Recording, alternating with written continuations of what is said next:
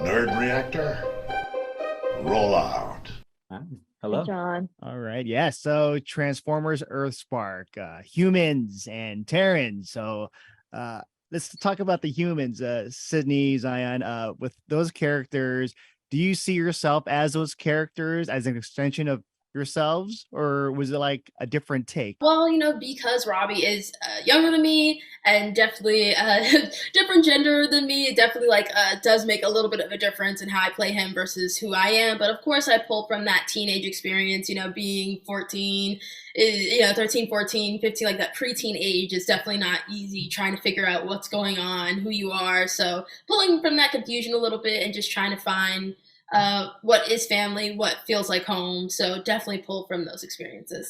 I would say the character, she's different from me, but she still is me. It's a different side of me, I guess.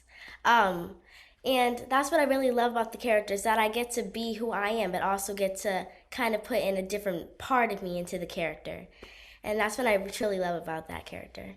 Catherine and Zeno, your character is like a new type of robots, not Autobots or Decepticons, the Terrans. So what was that like trying to play these characters, like just somewhere in the middle, Yeah. not knowing where they're at? My approach to playing a Terran who's kind of in this middle area is like I really took to heart like that they are Terrans, and that is the root where they're born on Earth. So they're going to have more a sort of like human sense of approaching every situation, where a Cybertronian, Autobot or Decepticon, they might have a Cybertronian sense of like where they're coming from and their perspectives on life. Like I think with Thrash, it's definitely more of a human. It comes from a human core, and he's a kid, and he's whatever the kid version, whatever the teenage version. I at my head, that's how I approach it too. Whatever the teenage version of a transformer is, or a robot. That's kind of how I sort of approach this in a very human way. Yeah, I mean, Zeno put it really well. I think these characters are written so well, and for Twitch, it's really her excitement for this new life and for these powers that she has, these abilities that she has is unmatched, and it's easy to relate to that kind of excitement. And I think just bringing that element of my own personality into it, she's she's a little more competitive than I am, and she's she can get carried away in her competitive nature, but she's also means so well and really has a sense of loyalty and love for her family that I can certainly relate to as an only child, and the only child of immigrants, trying to toe the line between two different worlds, and being, from two different cultures. So it was, in that sense, it was very easy to relate to as well. Oh yeah, and there's plenty of different worlds here, especially with the humans. It's kind of like a family relationship with the humans and the robots. So what was that like? Trying to get into the character, like, oh, these characters really care about each other and they'll stick by each other. Yeah, I mean, they can literally feel one another's feelings. And which is also, like, I mean, that's compassion, right? I mean, that's what we all have that ability. We all have the sense that when one of our loved ones isn't happy, or is in a dark place, it affects us too. So I think in that sense, it is very relatable, and it's a little bit more obvious for them, but it's a beautiful place to explore, that level of compassion. I guess this question could be to any one of you, like just the inspiration, the spark that got you on this journey. The spark that got us on the journey toward Transformers EarthSpark was thinking about the projects and filmmakers that inspired us as kids, like The Iron Giant, Goonies, E.T., filmmakers like Spielberg, Joe Dante, Christopher Columbus, and the list goes on and on and on. And that sense of wonder through the kid's point of view and wish fulfillment of finding something otherworldly or larger than life and bringing them home and making and bonding with them, characters bonding together from very different walks of life, but becoming a family and overcoming insurmountable odds and challenges that are thrown in their way. And in this show, there's all types of characters. You got the Autobots, Decepticons, the humans, the new robots, the Terrans, and another like a character, Alita 1 for Sissy. She's up there, probably like co-leading with Optimus Prime. So with Sissy, what is that like? Just playing this, I think, really important character in the series Well, and franchise. go on. Yes. I love her. I love her so much. I mean, you know, Optimus Prime is like everyone's space dad, right? And she's like the cool space aunt that gets to go like make sure dad's things get done. But she also has fun, and she's not you know, she's not so much of a militaristic personality that she doesn't goof off and be silly. And that's what I love so much about her, is that she's kind of all of these wonderful things baked into a red robot. For Ant and Dale, I guess when with the show, with the family dynamic, so why was that important for you to just have that story? It was it's very at the core of the show. You know, it's a show about acceptance, and you know, about so that what's more accepting than, you know, adopting, you know, new kids, and not only that, but new kids who are very you know, unique and not necessarily part of your direct, you know, culture. So it was you know, family is really, really important to the show. And it's been wonderful to watch the Molto family learn from each other and support each other through the adventures. This is kind of like a different take with the Transformers, the Autobots, Decepticons, kind of getting along. So what was the thought process like for that?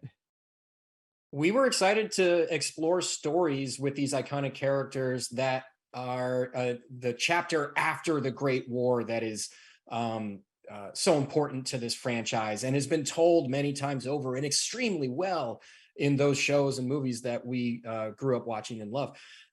So we were thrilled for the opportunity to explore what's next. What happens when the war ends? How do their relationships evolve or devolve? What happens when we introduce new characters into the mix, and how does that shake things up? These new characters, the Terrans robots, Twitch and Thrash, they're not 100% Cybertronian. They're not 100% Earth human either. So they're somewhere in between, and they and Bumblebee end up being some kind of missing link between these two factions. Sissy, if you were not playing Lita 1 and not playing an Autobot, if you had to choose between factions, Decepticon, the Terrans, or the Autobots, which one would you choose? I think a Terran would be a lot of fun because there's no precedent, right? So you don't have somebody comparing to a previous iteration. It's all brand new. It's all whatever you bring to it, which I will say Zeno Robinson and Kat Cavallari have crushed. The voice actors for the Terrans in the show, just watching them create these characters and have so much fun. Like, that's the dream. That's the absolute dream. Well, my name's Michael Downey, and I am playing Wheeljack. Wheeljack. Have you been a fan of Wheeljack before, or what was the experience like? Absolutely. The idea of a character that embraces science, embraces engineering, and is trying to lift that up is it's so exciting to be part of that. And sort of that, encouraging people to take a look at STEM. Oh, yeah. And what were you like? Were you a Transformers fan before this? Oh, absolutely. As a kid, every we Christmas. grew up with Transformers, right? So, I mean, at Christmas, that is what I wanted. And then with because Wheeljack, he's known, he's got the mask, the helmet, and all that, and he speaks, and then like the light turns on. Oh yeah. So I don't know if that was like your inspiration when you were trying to do the voice acting. You know, what was interesting is they're doing a bit of a different design take, and when that faceplate comes down, and I saw that robot beard for the first time, I'm like, yes.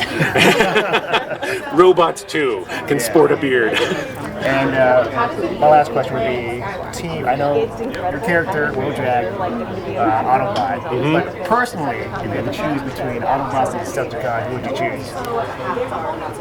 You know, if I'm honest, myself personally, you know, I was a bit of a Decepticon kid. You know, not, you know.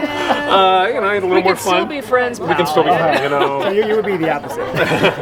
She's an Autobot. That's a Decepticon, Hi, I'm Martha Marion, and I'm playing RC. So RC, Transformers, she's been in Transformers for a while, and she is usually like the motorcycle, badass, and just going really fast, and kind of does what she wants. So obviously, I've been chosen to, And so what was that like, just taking on the mantle and doing RC? It's been very exciting. I mean, I was a kid during the 1980s Transformer cartoon, so it feels like a dream come true, and it's a full cycle thing. It's obviously a little intimidating taking on a character that has been voiced by so many people we've seen in so many iterations. People have opinions about this character, but I really tried to just come in with a full heart myself and say, how do I connect to her? And for me, it's all about this like heart-forward, passionate exuberance. She is at an 11 out of 10 all the time. So to me, I thought if I just sort of use that as my North Star, I can't go wrong.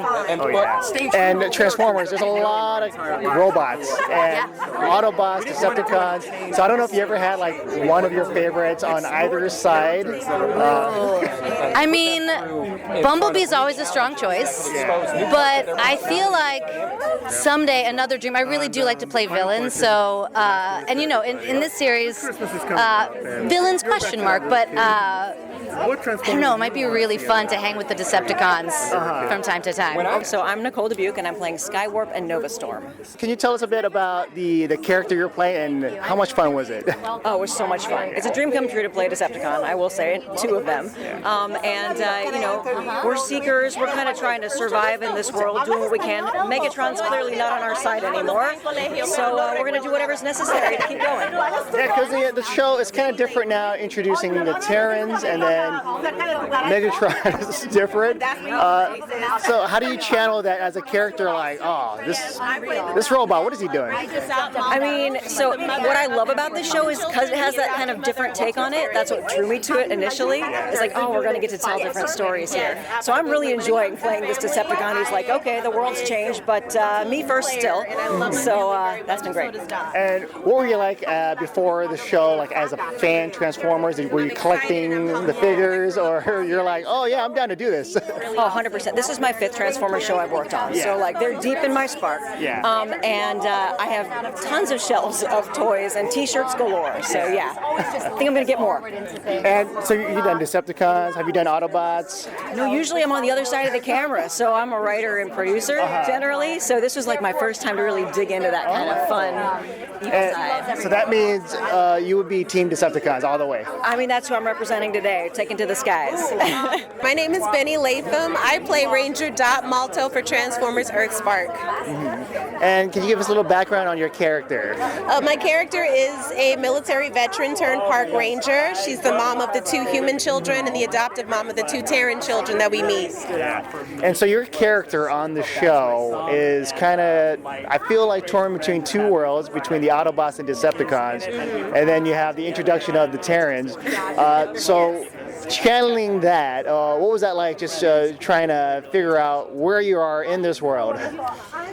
Believe it or not, it wasn't that hard. I come from a very big family, and when you have a lot of people in the family, there's a lot of different dynamics, and everyone kind of finds their groove and finds their role. And Dot leads with love, and that's sort of her North Star when it comes to dealing with all the different personalities and this whole new species, and and she's always service inclined because that's why she served in the military, So it's all about protecting her family and her community. Yeah, so the family part is important part. But then there's also the 3 different sides. If you had to choose, for you personally, between the Autobots, Decepticons, Terrans.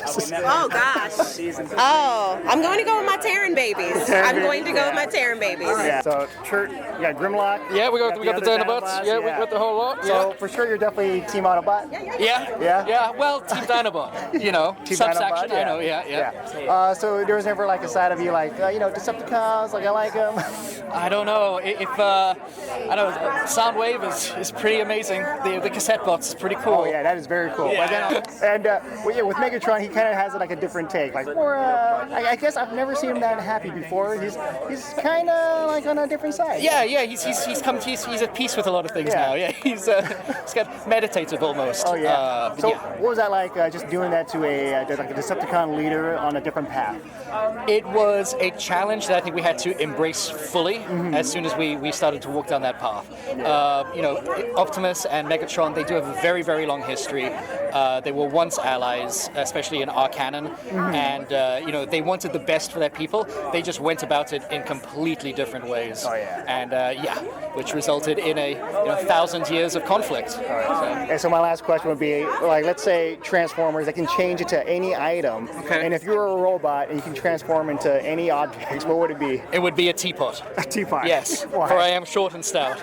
Let's say if one side, like let's say both of them, Autobots and Decepticons, were to like poach you, like, hey, join us. Which one would you do? One would it be? I definitely am more an Autobot at heart. I love Bumblebee and Optimus. Optimus can almost convince me to do anything. Like, you know what I mean? He's got that like really like commanding voice, but also it's calming. So I would definitely be like, yeah, Autobots for sure. You see the earrings, right? You know what I'm saying? Oh, yeah. I am John Briones, and I play Alex Malto. He is the father of our two heroes and the husband of this heroic, wonderful woman, Dottie. He is a professor, Filipino-American, and he is an expert when it comes to Transformers, robots, and its history. And your character, very like a family-oriented character, lovable. So you also being like a family man, like was that easy to just go into that role? Oh yeah, absolutely. It's like I would go with something I don't even have to think about it. Once you have the lines, you know how to say it. You know how to, and the scene is you cooking and feeding everyone. It's so normal. You're pretty much a nerd. I'm a huge nerd. I'm listening on this conversation with lightsabers and all that, wanting an Optimus Prime, the transforming one. Yeah, that one is definitely cool. So imagine a self-transforming Starscream.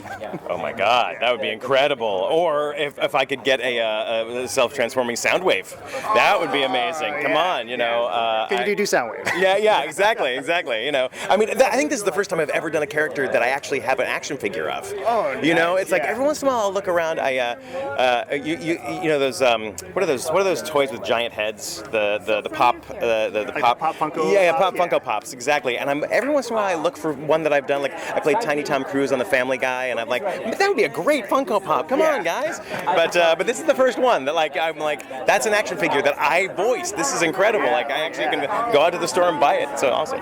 And Soundwave does have like an iconic voice, and for this show, it's kind of like a different take. So I don't know, you as an actor or as a fan looking back, like how am I going to do this? And oh my God. Well, I was just saying, as voice actors, we're always playing with each other, right? Like we always are bouncing things off of each other. When I was a younger actor in New York City, there's a voice actor who's here now named Darren DePaul. He does a ton of characters in video games and animation, and he's been a friend of mine and a mentor of mine for years. And he has this like low resonant voice, and I used to have to imitate some of his characters at a place that we used to work called the Jekyll and Hyde Club. He was my director there, and he's like, so you got to get these characters, and it's A low voice like this or something very scary like that. And I'd be like, okay, where is that in my voice? How do I do that? And he would teach me how to do it, and I would mimic him. And so whenever I do something like this, I'm always like, oh, that's that's the voice Darren taught me how to do. I learned that one, yeah. Yeah, exactly.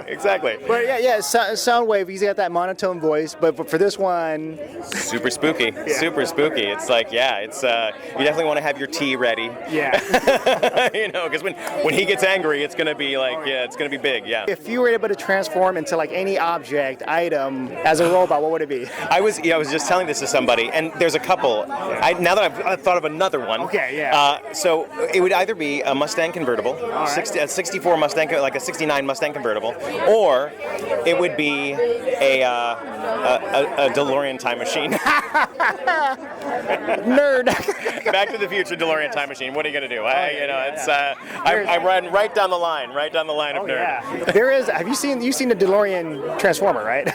I don't think I have. I'm googling that. Googling that, as soon as I walk away. Because I just bought that recently, and I'm like, I gotta have it. It's called Gigawatt. Of course it is. Yes. Of course it is. That's incredible. This Transformer is dealing with family, dealing with Terrans, dealing with Autobots, Decepticons. So what was that like, just joining in this franchise, this universe, the Transformers? Was it like a huge thing? You're like, whoa, this is awesome.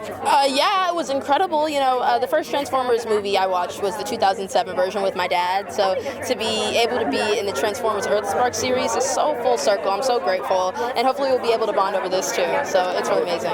Oh yeah, and for your character, you're torn between two worlds because there's a Terran, you got to take care of the Terrans, and you got the Autobots, and then Decepticons on two sides. So as a person, like, which side would you choose? Decepticon, for sure. Decepticons? They're more fun, you know what I mean? Yeah. I say destroying stuff is kind of fun. It's kind of fun. I hate to say it, so I think Decepticon for sure. Do you have a favorite Decepticon? Soundwave, I gotta say, very cool. Yeah.